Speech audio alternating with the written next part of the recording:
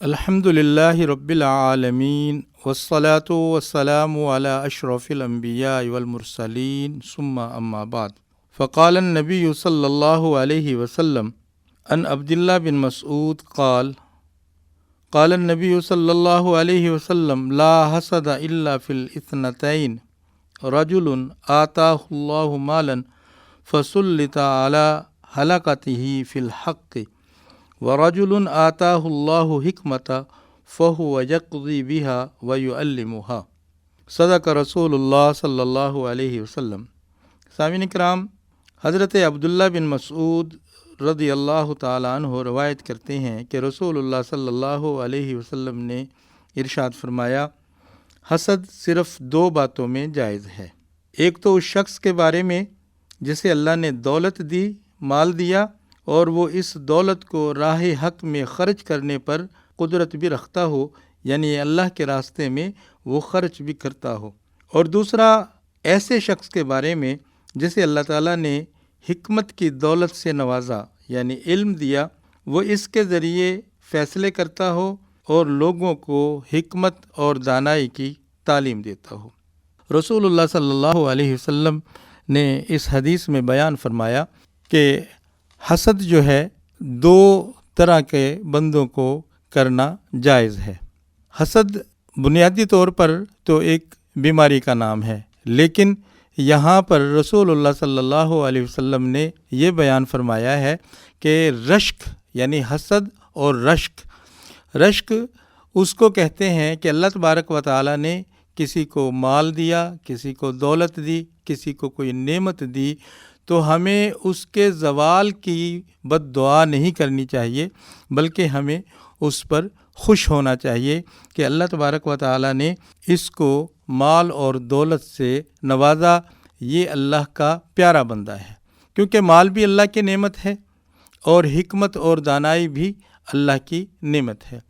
اللہ تبارک و تعالیٰ نے حکمت اور دانائی کو بھی نعمت کہا ہے، مال اور دولت کو بھی نعمت کہا ہے، اور جسے چاہتا ہے وہ عطا کر دیتا ہے، اور جسے چاہتا ہے اسے وہ نہیں دیتا، کیونکہ اللہ تبارک و تعالیٰ ہی قادر ہے، وہ دینے والا ہے، وہ وہاب ہے، وہ رزاق ہے۔ سامعین کرام، سیدنا عمر فاروق رضی اللہ تعالی عنہ ارشاد فرماتے ہیں، تفقہوا قبل ان تسودوا۔ آپ فرماتے ہیں کہ علم حاصل کرو قبل اس کے کہ تم بڑی عمر کو پہنچ جاؤ، یعنی انسان کو چاہیے کہ وہ بڑی عمر کو پہنچنے سے پہلے یا سردار بنائے جانے سے پہلے علم حاصل کرے، کیونکہ جب انسان بڑی عمر کو پہنچ جائے اور وہ نادانی کی باتیں کرے تو ایسی باتیں کرنا اس کے لیے جائز نہیں ہے۔ جیسا کہ میں نے عرض کیا کہ حسد الگ چیز ہے اور رشک دوسری چیز ہے۔ اگر کسی کے اندر حسد کی بیماری ہو تو اسے چاہیے کہ وہ اپنے اس مرض کو رشک کے اندر تبدیل کر لے، کہ اگر وہ کسی کو دیکھتا ہے کہ اللہ تبارک و تعالیٰ نے اس پر انعام کیا ہے، اس کو کوئی نعمت دی ہے، تو اس نعمت کے بارے میں وہ حسد نہ کرے، بلکہ اللہ سے اس کی مزید ترقی کے لیے دعا کرے، کیونکہ جب وہ دعا کرے گا تو اس کا جو حسد ہے وہ ختم ہو جائے گا، اور اس کو ہم رشک کہیں گے۔ اسی طرح نفرت کو محبت میں بدلنے کی تدبیر کیجیے۔ عام طور پہ ہوتا یہ ہے کہ جب انسانی معاشرے میں ہم زندگی گزارتے ہیں، ایک دوسرے پر نظر ڈالتے ہیں، تو بعض اوقات جب دیکھتے ہیں کہ مجھے یہ سہولت میسر نہیں ہے، میرے پاس یہ آسائش نہیں ہے، تو انسان اپنے آپ کو کمتر سمجھتا ہے یا دوسرے سے بلا وجہ کی نفرت کا اظہار کرنے شروع کر دیتا ہے۔ اس لیے ہمیں چاہیے کہ اگر کسی کے لیے ہمارے دل میں نفرت کا پہلو ہے یا کوئی نفرت والی چیز ہمارے دل میں ہم محسوس کرتے ہیں، تو ہم اس نفرت کو محبت میں بدلیں۔ اس کا علاج کا طریقہ ہماری اسلامی تعلیمات ہمیں یہ بتاتی ہے کہ جس سے ہم حسد کریں، ہم اس سے سلام میں پہل کریں، اسے تحائف پیش کرے، خوشی کے موقع پر مبارکباد دے، اور جب ضرورت پڑے تو مدد کرے، لوگوں کے سامنے اس کی جائز تعریف کرے۔ مثلاً بعض اوقات ہم حسد کی بنا پر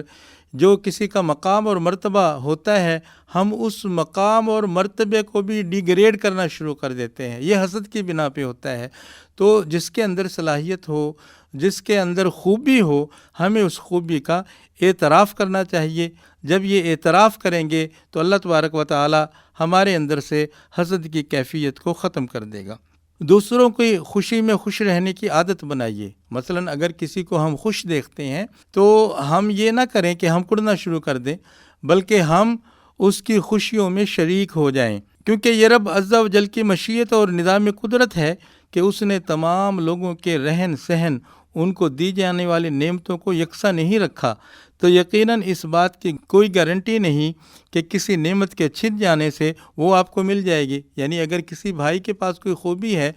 تو یہ کوئی ضروری نہیں ہے کہ اس کی خوبی ختم ہوگی تو وہ خوبی ہمیں مل جائے گی، ایسا نہیں ہے، بلکہ ہمارا اسلام ہمیں یہ تعلیم دیتا ہے کہ جب دوسرے مسلمانوں کو ہم خوش دیکھیں تو ہم بھی خوشی کا اظہار کریں۔ سامعین کرام، اس حدیث میں رسول اللہ صلی اللہ علیہ وسلم نے ہمیں یہ سمجھایا ہے کہ انسان کی زندگی میں مختلف حسنات ہیں اور مختلف خوبیاں ہیں۔ اللہ تبارک و تعالیٰ کو کسی کو نعمت دیتا ہے تو ہمیں اس نعمت پر کڑنا نہیں چاہیے۔ اگر اللہ نے کسی کو مال دیا ہے، اللہ نے کسی کو حکمت اور دانائی دی ہے،